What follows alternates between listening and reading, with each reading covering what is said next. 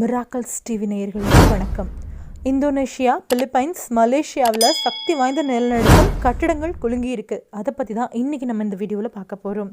இந்தோனேஷியாவில் இன்றைக்கி காலையில் சக்தி வாய்ந்த நிலநடுக்கம் உணரப்பட்டிருக்கு. இது ரெக்டர் அளவுகோலில் 6.7 பதிவாயிருக்கு. மலேசியா கோலாலம்பூர்லேருந்து 504 கிலோமீட்டர் தொலைவில் கடும் நிலநடுக்கம் உணரப்பட்டிருக்கு. இதே மாதிரி பிலிப்பைன்ஸ் தலைநகர் மணிலா லூசனில் தீவு பகுதிகளில் சக்தி வாய்ந்த நிலநடுக்கம் உணரப்பட்டிருக்கு.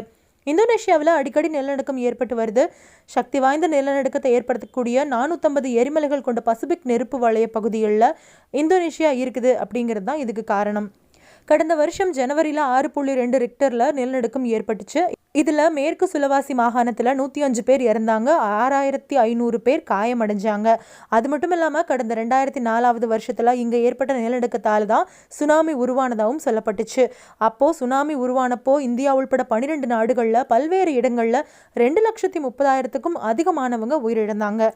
இதுக்கிடையில தான் சுமத்ரா தீவோட மேற்கு கடற்கரையில் இன்னைக்கு அதிகாலை 4.6 மணிக்கு கடல் மட்டத்திலிருந்து 27 கிலோமீட்டர் ஆழத்தில் நிலநடுக்கம் ஏற்பட்டதாகவும், இது இந்தோனேஷியாவோட மையப்பகுதி கடலோர நகரமான பாரியானுக்கு மேற்கே 160 கிலோமீட்டர் தொலைவில் ஏற்பட்டதாகவும் அமெரிக்காவோட புவியியல் ஆய்வு மையம் தெரிவிச்சிருக்கு.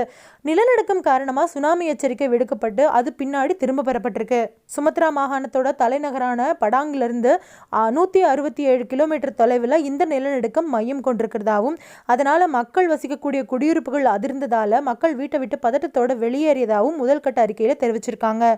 நிலநடுக்கத்தால அங்கிருந்த பொதுமக்கள் உடனடியாக தங்களோட வீடுகளை விட்டுட்டு வெளியேறிட்டாங்க. நிலநடுக்கத்தால ஏற்பட்ட சேதங்கள் பற்றி உறுதியான தகவல் எதுவுமே இன்னும் வெளியாகல.